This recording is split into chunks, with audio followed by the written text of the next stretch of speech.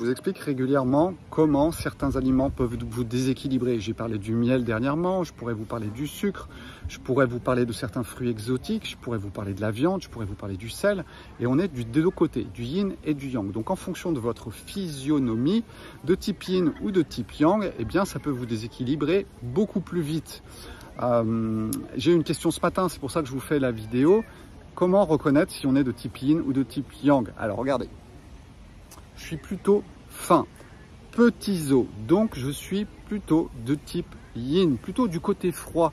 Vous verrez en fonction des enfants que vous avez à la maison, vous avez des enfants qui ont des bons os, ce sont ceux qui sont du côté yang, du côté chaud. Généralement, quand il fait froid, ils sont en t-shirt, et vous avez ceux qui sont plutôt fins, plutôt longilignes, qui sont plutôt du côté du froid, et eux, par contre, ils ont tendance à toujours bien s'habiller, ou alors ils vont souvent attraper froid. Donc, il faut bien faire attention à notre physionomie. Il y a des choses qu'on peut faire, il y a des choses qu'on ne peut pas faire ou qu'on va pouvoir essayer pendant un temps très court. Quand, par exemple, j'ai décidé de manger cru quand j'avais une vingtaine d'années, ça a duré 2 ans. 2 ans pour me mettre en déséquilibre. Vous prenez une personne qui est très yang, très costaud, eh bien, elle se met à manger du cru et puis elle peut vivre comme ça pendant 10 ans en ayant des super résultats sans trop se déséquilibrer. Elle va écrire un livre sur l'alimentation vivante et tout sera parfait dans le meilleur des mondes. Sauf que si vous êtes de l'autre type, du côté du type yin, eh bien, vous allez avoir des problèmes. C'est exactement ce qui se passe aussi avec le kéfir, ce qui se passe avec le kombucha. Le kombucha, le kéfir, ça réussit très bien à certaines personnes et à d'autres, ça réussit absolument pas. Observez bien votre physionomie, regardez vos os. Plus vos os sont épais, plus vous avez eu la chance d'avoir des réserves minérales importantes. Donc quand vous mangez des choses acides, il y a suffisamment de minéraux à l'intérieur de votre corps pour venir le rééquilibrer. Donc ça vous pose moins de problèmes. Mais si vous êtes de type fin avec des petits os, eh bien vous n'avez pas des réserves minérales qui sont si importantes que ça. Donc quand vous mangez des choses acides, eh bien ça va vous déséquilibrer très rapidement. Quand je vous parle du sucre, quand je vous parle du miel, c'est une énergie d'expansion qui est vraiment très très puissante. Que va-t-il se passer quand on mange du sucre ou du miel? Ça va entrer dans le sang d'une façon très rapide. On sait que ça fait des pics de glycémie à l'intérieur du corps et votre sang va se déséquilibrer. Le pH du sang, c'est 7,35. C'est du côté alcalin. L'alcalin, c'est le yang.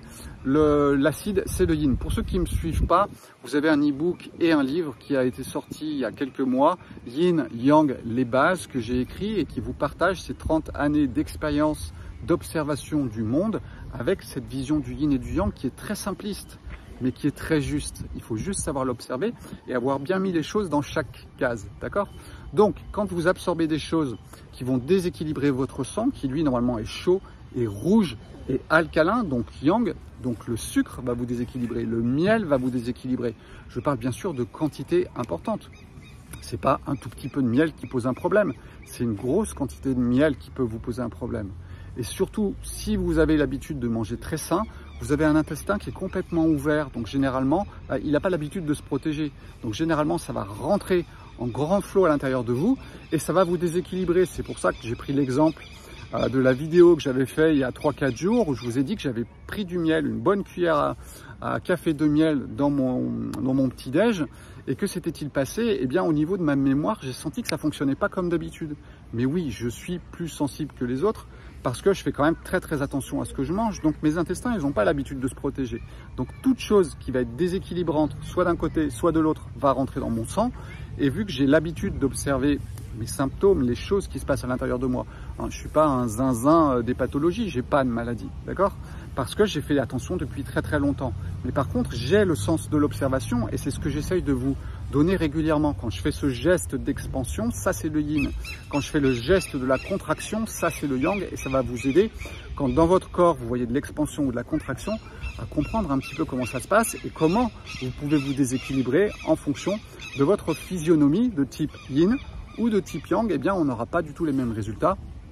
Et ça va vous faire des gens qui écrivent des livres sur un sujet ou sur un autre en fonction de leur typologie, de ce qu'ils ont pu vivre et comment ils l'ont expérimenté. Sauf que vous ne les voyez pas 15 ans ou 20 ans après parce que toutes ces diètes qui sont extrêmes, vous êtes sûr qu'à la fin, ça se termine mal en déséquilibre. Je vous avais pris l'exemple d'un monsieur qui prenait du kombucha tous les jours, qui ne jurait que par ça, mais c'était un monsieur très fort, très costaud, très pesant. et qui pouvait abuser du kombucha. Sauf que 4-5 ans après, il est venu me voir en me disant « Sébastien, j'ai des crises d'acide urique ». Et je lui ai dit « Écoute, le kombucha, maintenant, il va falloir arrêter parce que tu as dépassé tes limites de ton feu. » Donc voilà, chacun est différent. Ça, c'est une chose qui est importante. Ce qui réussit à l'un ne réussit pas à l'autre.